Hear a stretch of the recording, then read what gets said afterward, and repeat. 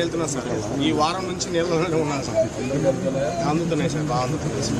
సమస్యలు లేవు సార్. చిన్న చిన్నవి కూడా నా పేరు రాంబాబు సార్, 43వ డివిజన్ అధ్యక్షుడు. ఇప్పుడు వరకైతే స్ప్లిట్ అయిన వాటర్ కొద్దిగా తగ్గిపోయినాయి బాగా. నెక్స్ట్ డే నుంచి కొద్దిగా కూరగాయలు అందించాల్సి ఉంటాయి. నేను స్థానికంగా ఎంపీ గారు కూడా కాసేపట్లో వస్తున్నారు. నేను సార్కి చెప్పి కొద్దిగా చేస్తాను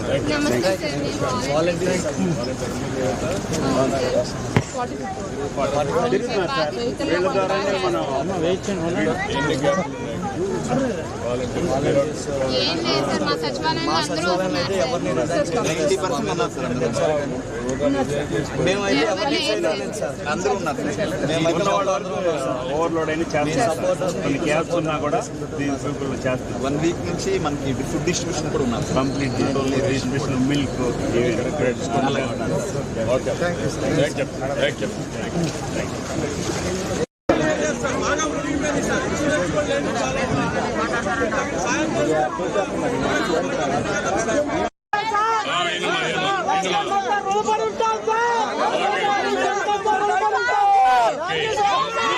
దగ్గరికి రండి, గ్రామాల దగ్గరికి రండి.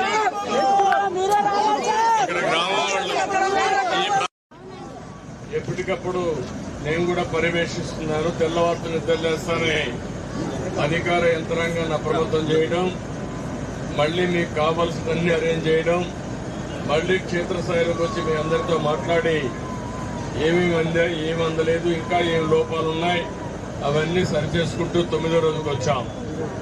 ఈరోజు అధికార యంత్రాంగం కూడా ఇక్కడే విజయానంద్, ఆయన కరెంటు విషయాలన్నీ చూసే సెక్రటరీ, ఆయన ఇక్కడే ఉన్నాడు. అదే మరి కీర్తిని ఒక అమ్మాయి అయితే ఐఏఎస్ ఆఫీసర్ అయితే ఆవిడ కూడా ఇక్కడే ఉంది.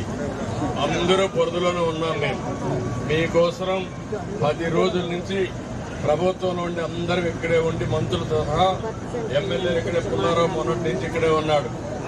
అదే మరి అందరం కూడా ఇక్కడే ఉన్నాం. ఇక్కడే ఉండి మీకు న్యాయం చేయడం కోసం అన్ని విధాలా మేము ప్రయత్నం చేస్తున్నాం.